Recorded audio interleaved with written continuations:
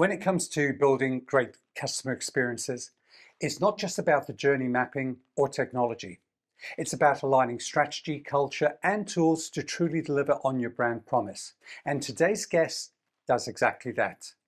Melanie Disse is a seasoned CX consultant, speaker, and thought leader with over a decade of experience helping brands transform the way they connect with their customers. As the founder and principal consultant at Melanie Disse Consulting, she works with organizations across industries, both B2B and B2C, leading voice of customer programs, technology rollouts, and end-to-end experience strategy. Whether she's advising a boardroom or presenting on a stage, Melanie is known for her clarity of thought and ability to bring people and platforms together to create real impact. Welcome to the Kiwi CX Collective, Melanie Disse. Welcome. Thank you, Elias, and thank you for having me. It's a great pleasure to be on the Kiwi podcast, and I think after almost 17 years in New Zealand, I should feel quite home to be here, yes. Absolutely. I'd say your accent is definitely a Kiwi accent, and welcome back home. I know you just spent a little bit of time back in Germany, but for those on our audience who might not have met you before, can you just give us a little bit of background on Melanie and help us fill in some of the gaps? Yes, of course. My pleasure. So I've been in New Zealand for almost 17 years, and I spent a lot of my time in technology market research or as an analyst, and then went in-house for almost a decade in customer experience teams, insights teams, and with my passion for technology and data, then ended up in CX strategy conversations. So really trying to bring together the strategy piece with the culture conversation and then the technology enablement piece, which is really what I'm trying to do. Now that I have my own business, I started 3 years ago and spend a lot of my time working with clients, help them build and mature their CX practice internally, anything from building strategies to creating really that culture of customer centricity and what it means to be customer centric. And then obviously the technology and data analytics conversations as well to enable our strategies and help us continuously deliver great experiences every single day. So that's what I spend most of my time doing when I'm not on podcasts or conferences or somewhere else in the world. But yeah, it's my absolute pleasure to be here and have a conversation with you today. I love that. And of course, when we talk about the Kiwi CX Collective podcast, we talk about CX, customer experience. We also talk about CC, contact centers. I know that you'll be leading and hosting one of the streams at the forthcoming conference here in Auckland, and it'll be great to have you there. But let's talk about CX, customer experience, because that's a terminology that some people know and some people abuse, I'm going to say. But you taught me something which stuck really closely to me. And you said to me, Elias, CX is a team sport. And I'd love to explore what CX actually means to you and how we can then address this back to our audience. Yes, absolutely. Happy to. So customer experience, I think, has been thrown around a lot, and everyone has sort of their own definition or interpretation of what it is. And I think there's typically two things we think about. When every time I start with a new client, I do a discovery phase. And so I hear this a lot. And I ask, so what is customer experience? What does it mean when I use that term? And most people say, well, it's how our customers feel when they interact with us. It's the experience they have when they, use our product or service or contact us online or talk to someone. It's that sort of interaction, the perception, so helping them have a great experience, helping them to be happy and satisfied. So that idea around creating experiences that make our customers happy, that's typically what I hear about. And then there's the discipline side of things. So customer experience, while we have that idea that ideally we want to have happy customers, we somehow need to do that. And from a discipline perspective, that's where I focus a lot of my efforts on. It's really how do we set it up internally that every single person, every single team within the business is actually able to deliver great experiences every single day. And that for me is that idea that we build a discipline or a function within the business that is responsible for enabling the rest of the business to deliver great experiences every single day. And so that's where that CX is a team sport came from as well. So I'm an athlete, that's why I like team sports as well. So it was quite natural to me. But it's really that idea that CX is a collective effort. And often we think about contact center, frontline conversations when we think about customer experience. It's the easiest way for us to think about the connection between a business and the customer frontline. But it's not just the frontline teams that actually impact the experience, it's everybody else in the business as well. And the most interesting thing for me is the contact center knows that better than anyone else in the organization because they hear it every single day. Nobody calls the contact center to say, I just wanted to tell you how great you are. You know, they call because somebody else in the organization broke the experience and the contact center hears about it.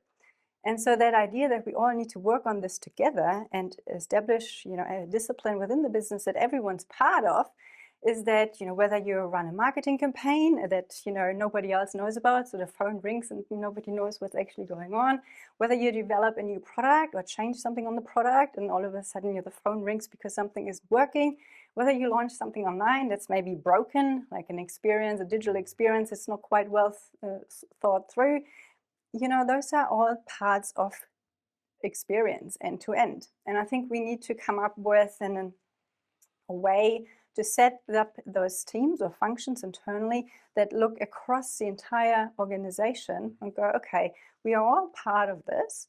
Now, how do we bring this together? How do we, have a strategy around what does it going to look like? What are our values? What do we want our customers to experience?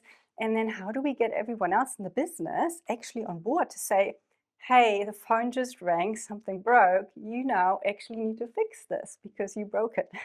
And that is a culture conversation. It's very different from just a conversation with the frontline saying, hey, you know, my internet isn't working, for the agent to figure out why that isn't in one particular case. It needs to go back to the teams that, you know, working on that in the background, probably never have any contact directly with customers, but still impact the experience as well. So long story short, there needs to be a team responsible for setting up the governance, the strategy, and the structures to empower the rest of the business to make sure we're all looking across it end to end.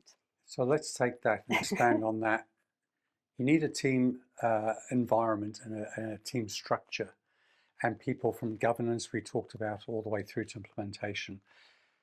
Talk through your sporting background and how you applied that into the contact center and the CX space, especially from a CX perspective, because you're talking about multiple departments, each traditionally siloed, that has to now work together to be cohesive to drive something forward. How do you put that structure in from a team perspective, and how do we make it successful here in New Zealand? Yes, great question. So, you know, my sporting background is in boats. So kayaking, wakaama or outrigger canoeing, surf ski. And so I spent over 10 years in the world of outrigger canoeing, which is a team sport. So you had 6 women in my case, 6 women in the boat, and we all need to work together. Now, if all 6 of us had our own agenda, our own paddling style, our own, you know, way of doing things, we would never win a race, right? Because it's not about individual teams doing what they want, it's about us coming together and all being very clear around what our goal is, winning the race, but also how we're actually achieving that. And I think in the case of customer experience, it's the same. We're all in an organization. We all want to win. We all want to be successful, have a successful business. We need to have happy customers to have a successful business, right? So how do we all come together to actually do that? And I think, you know, that's sort of where the comparison came from, that we are together in a boat, we're together in an organization to actually think about how we bring that together.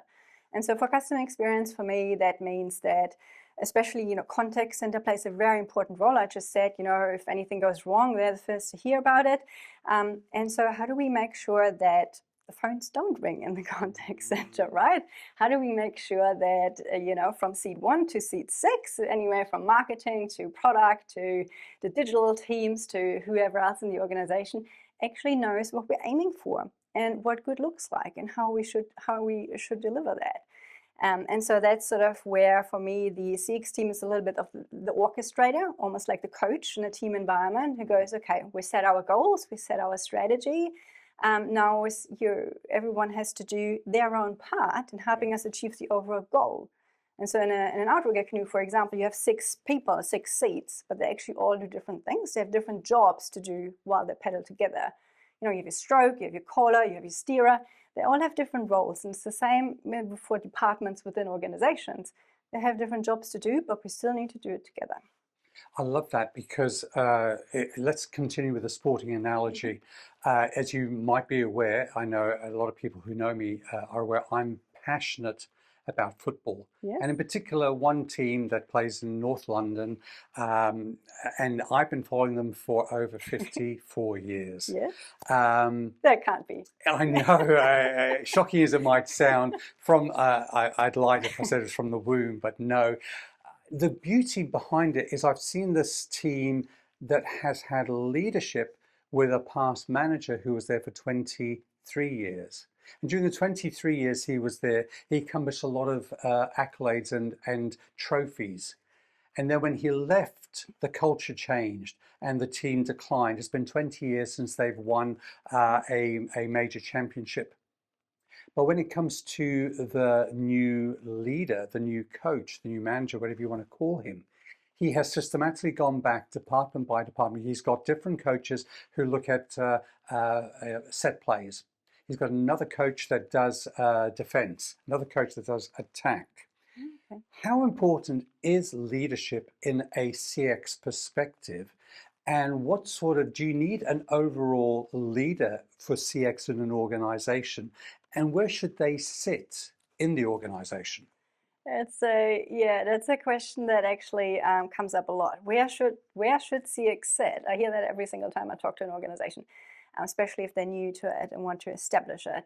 And for me, CX needs to be a position on your executive team, because it is something that involves everybody. And so when we think about customer experience, if the contact center goes, hey, we've got a problem here with the customer, and they go over to the product team or to the marketing team and say, hey, can you fix this? They were like, why are you telling me what to do, right? There's no accountability, there is no ownership, there's no clear line of direction to say, hey, you're responsible for actually fixing this thing here now. I mean, often they do. But if think about getting the mandate from the top to say, hey, we are now customer centric, and we define what that actually means. But it also means that, if we have feedback coming through, whether it is through a traditional survey, whether it is through the contact center, through social media, there's so many channels these days that we can tap into, because now we have the technology to leverage these conversations, to understand the experiences.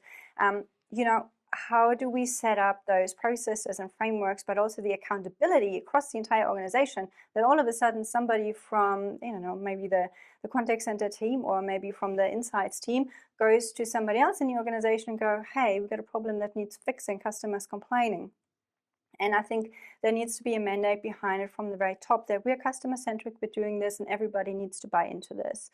But I think it's also really important to establish something that gives us clarity around what we're aiming for. So not just fixing what's broken, but being very clear around intentionally designing experiences and what our values are, what our principles are, and how we want to do that. And if that's buried somewhere in at a manager level, they really struggle to roll that out across the business. They really struggle to get everybody else on board as well. And we actually did a couple of fun polls on LinkedIn not long ago, asking exactly those questions. Where does CX sit for you? Do you have a C-suite who's actually doing that? Or at what level do you have it? And a lot of organizations don't actually have it at C-suite level. There are a few more chief CX or chief customer officer roles coming through, which is great to see. But at this stage, often customer experience sits under marketing or under operations, sort of the most typical ones, so CMO or CCO, COO, where it sits under. And, they already have so many things, so many priorities, so many things to think about and to do. So now, CX is just another item on their long to-do list. It's never going to get the voice and the importance that it needs to be rolled out effectively. And, while we can't have, chiefs for everything, I think for customer experience, it's really important to set that up at a level where it enables us to work together across the entire organization and be really empowered to do that. You mentioned during that conversation piece the use of values. And I want to go back and address values. Again, I heard a good example recently of Hertz, the car rental company, who turned around and implemented, in their particular case, a bit of AI to look at the return policies for vehicles. And the AI machines would do a scan of the vehicle and then pick up mud on the side of the car and identify that as a dent. Okay. And therefore they would charge the customer for that.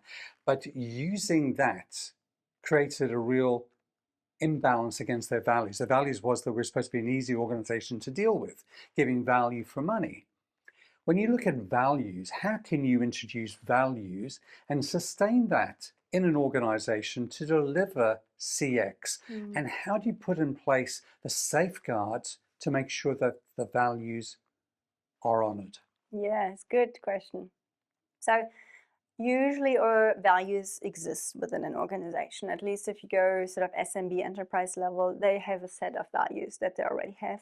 And what we do with CX, we hook into them. So usually, hopefully, there's at least one that talks about customer, right? So customer first, customer centric, customer at the heart, customer want to make it easy for customers, whatever it is, there's usually something we can find. If not, we'll have to think about values for our organization to start with.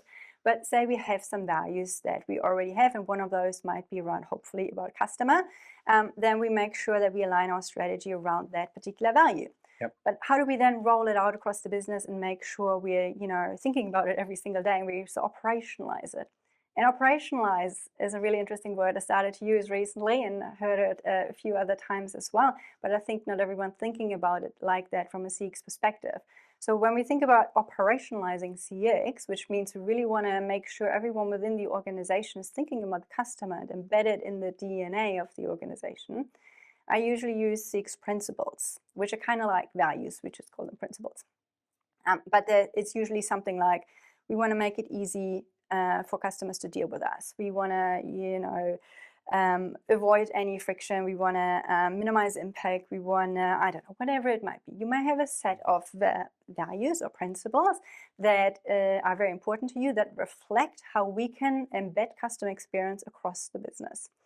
And so creating those and setting those up is one thing, then getting everyone in the organization to actually think about it every day is quite another.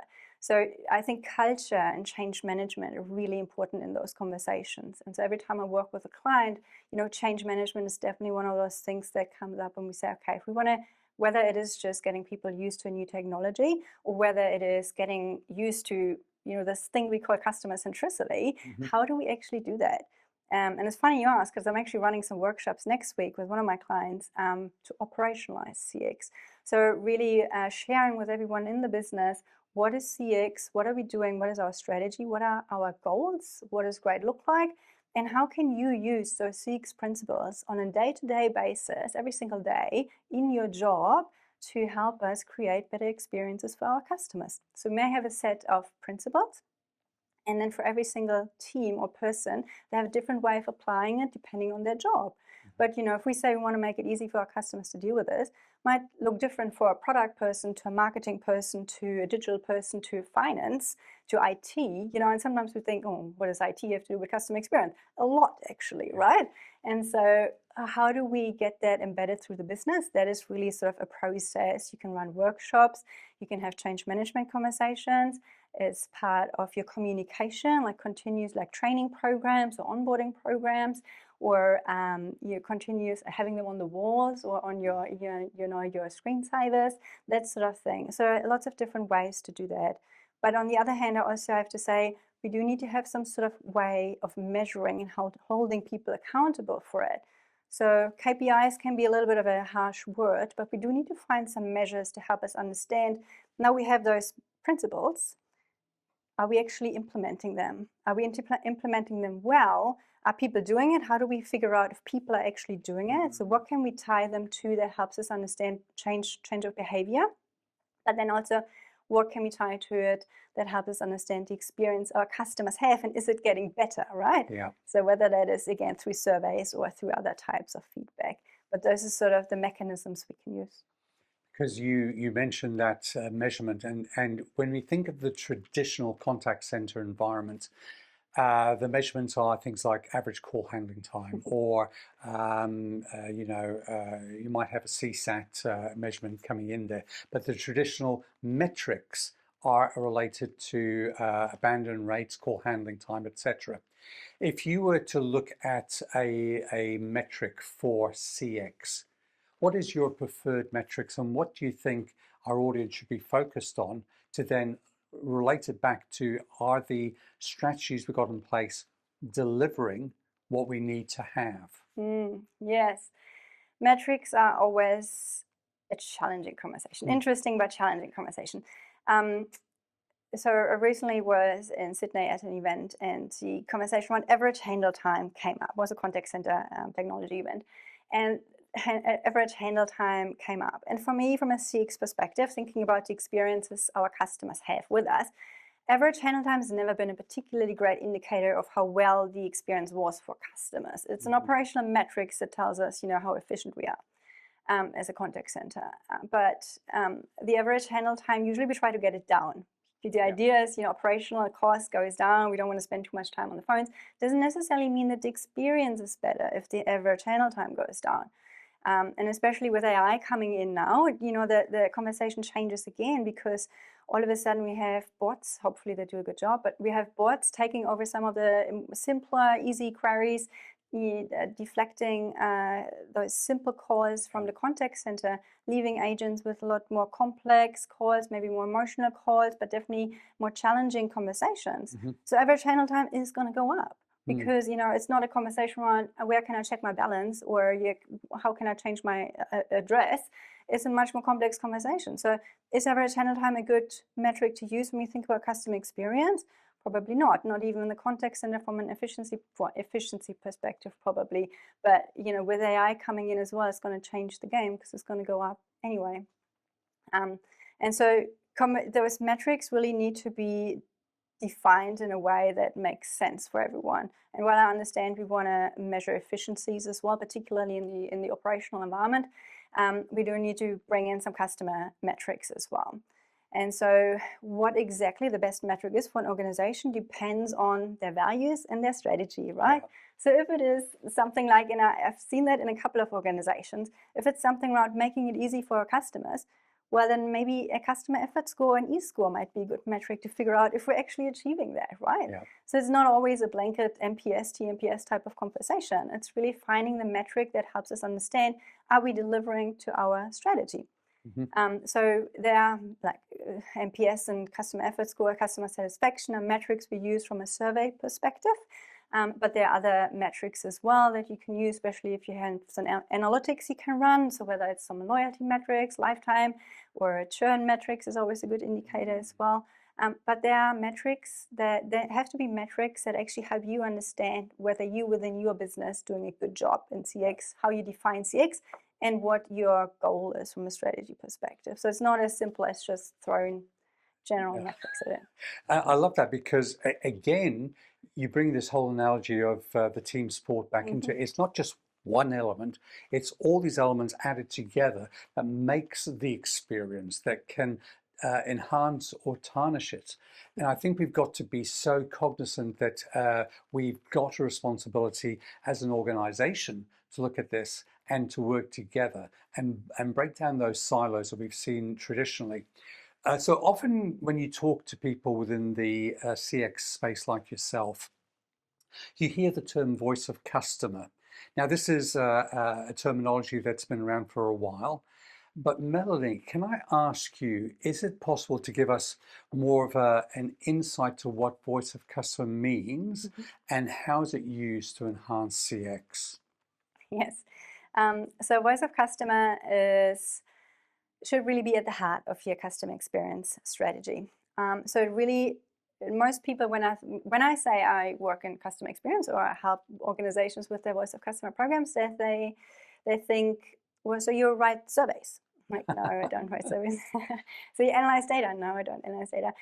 It's that idea that we continuously listen to our customers to understand how their experiences are, what works well, what isn't, what we can improve on, but continuously listen to customers. And then we need to do something with that data.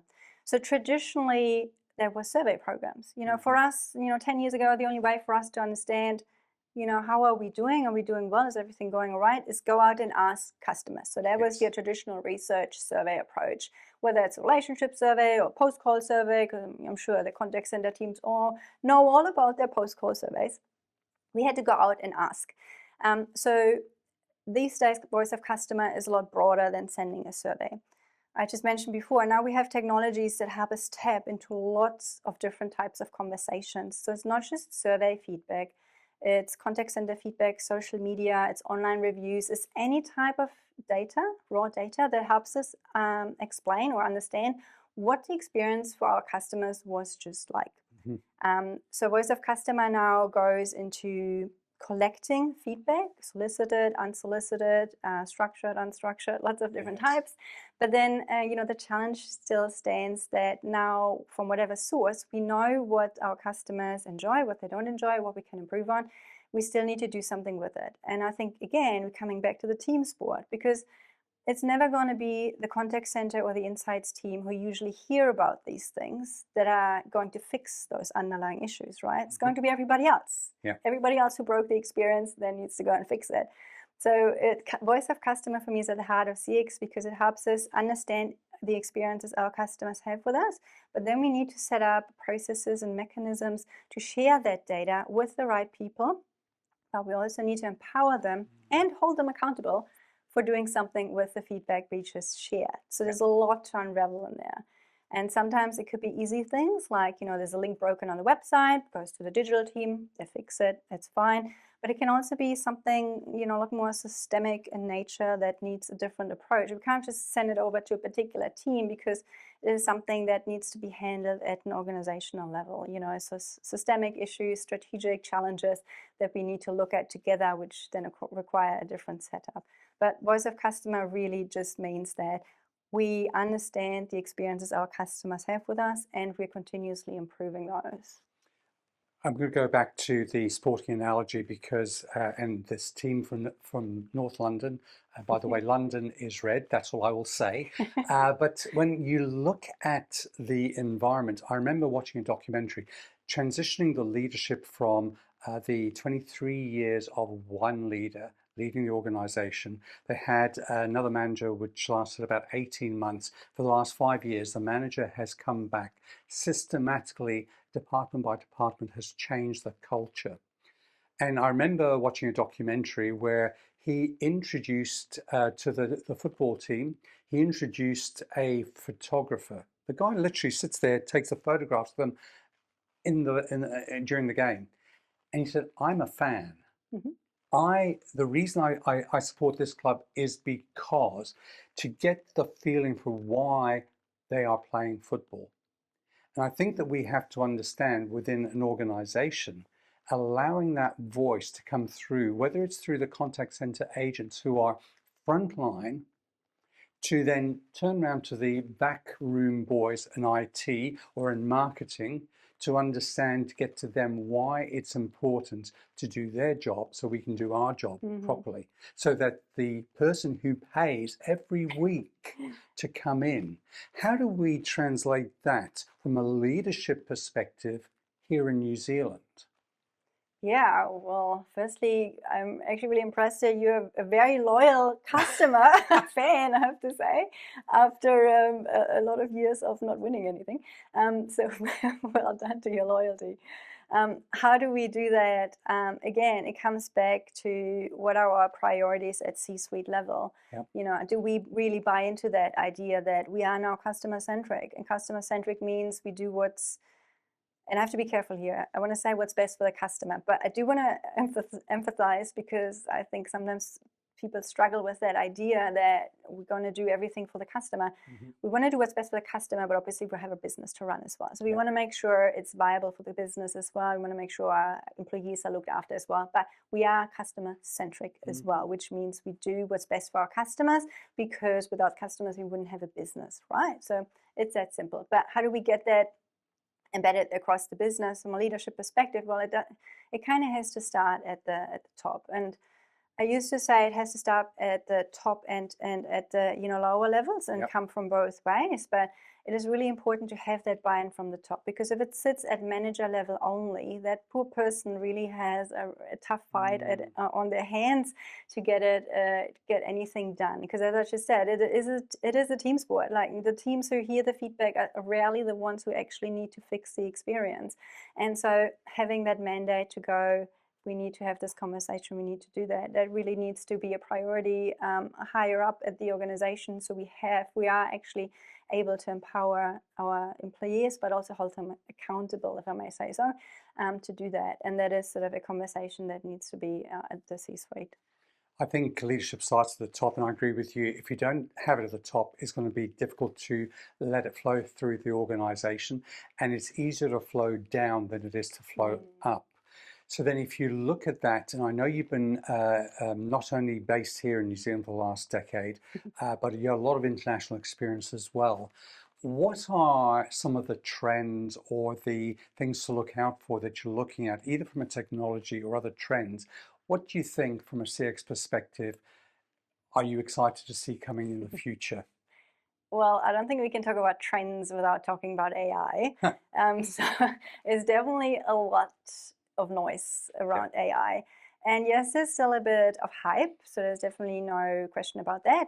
But there's also a lot of value in it. And especially in the contact center, there's a lot of value in it. And I know we often have conversations around being afraid of our jobs being taken away from us, and there's certainly an element of jobs changing and roles changing, because AI is going to take over some of those simpler queries and automations and lots of little things. But I think artificial intelligence, Gen AI, agentic AI, I think is probably a little bit more at the hype cycle at the moment, but it is going to come, and it is going to change what we do and how we do it. So I think that's definitely something to be very mindful of. So it could be in the contact center space that we're supporting our agents, like things like call summarizations and call codings that are quite common these days.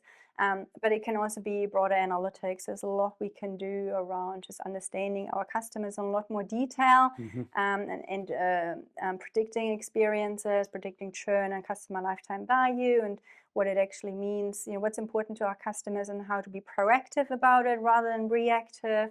And I think in the AI space, there's definitely a lot to explore there. And I think when it comes to trends, I think customer experience is one of those things where we've been around for a while now, but still evolving and changing what it actually is. There's still conversations out there how to even define it. So I think not necessarily a trend, but something to be mindful of is that things are changing quite rapidly, especially in the tech space, but even in just what customer experience is and what good looks like is changing. So being aware of that and keeping up with those conversations to be mindful of what to look forward to.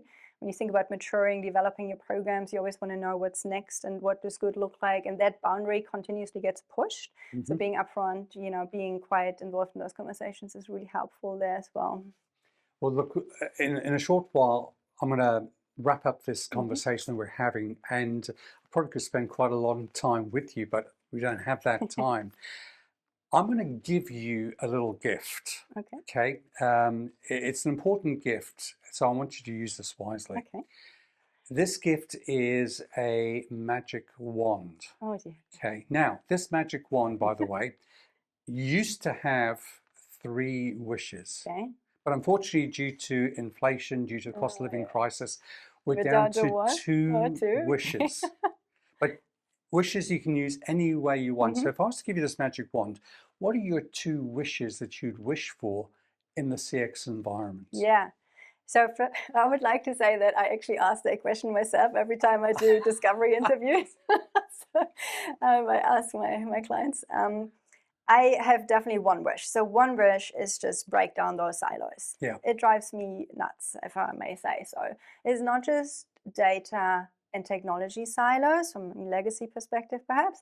It's also cultural silos, and there's politics going on within organizations. For CX to be successful, we got to break down those silos and really treat CX as a team sport. We got to work on that together. So if I had that magic wand, my one wish really would be just to work together. Just forget about our egos and work together to make CX successful. And I think the other one might be My other wish. Probably just make it a little bit easier from a tech perspective. I think technology, often we actually lead conversations with technology rather than with the problem we're trying to solve. But if we think about technology, it's usually complicated, complex, and it's costly. It takes forever. And we are actually moving to a stage where things are a little bit more nimble and easier. But it's still, if you implement a CRM, if you implement a telephony platform, even if it's in the cloud, it's still a very complex and difficult undertaking. So from a CX perspective, if we really want to be at the forefront of what good looks like, we got to be able to adapt and change, and that includes our tech stacks as well. So that might be my two wishes, just make it easier from a tech perspective. Yes. I love that. Make that easier. Create this team sport, make it easier from a tech perspective. Look, Melanie, I'm gonna get you to summarize in a moment, but before we do that, if people want to get hold of Melanie, what's the best way for them to get hold of you? Well, thank you for that. Yeah, I'm on LinkedIn, so LinkedIn is definitely a good channel to use. Find me, Melanie Disse, Melanie Disse Consulting. We also have a company page, or our website, melaniedisseconsulting.com. Yeah, it's definitely the easiest way to reach me. I'm quite responsive on LinkedIn if you want to message me, or there are contact forms and email addresses on our website as well. Awesome, and your details are in the notes as well. Wonderful. So we'll make sure that people can get hold of you quickly and easily. So if you want to leave a final message for our audience to take out of this episode, what would that final message be? Well, let's work on this together, shall we? Absolutely. Melanie Disse, thank you for being a guest on the Kiwi CX Collective podcast. It's been a pleasure hosting you here today. Thank you so much for having me. It's been an absolute pleasure talking to you. Thank you.